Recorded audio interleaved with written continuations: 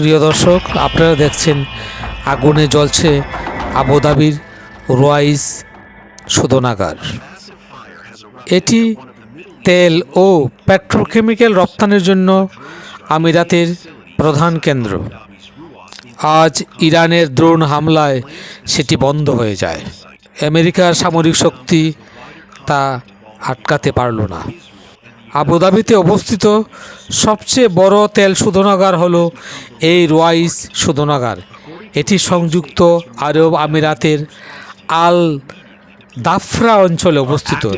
এটি বিশ্বের অন্যতম এবং একক স্থানে অবস্থিত চতুর্থ বৃহত্তম শোধনাগার।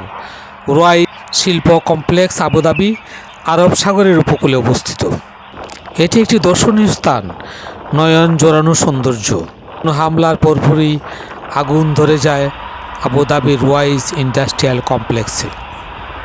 ইরানি বাহিনী একের পর এক তেল শোধনাগারে আক্রমণ করে যাচ্ছে, ড্রোনের সাহায্যে আগুন জ্বালিয়ে দিচ্ছে, ধ্বংস করে দিচ্ছে একের পর এক অয়েল ইন্ডাস্ট্রি।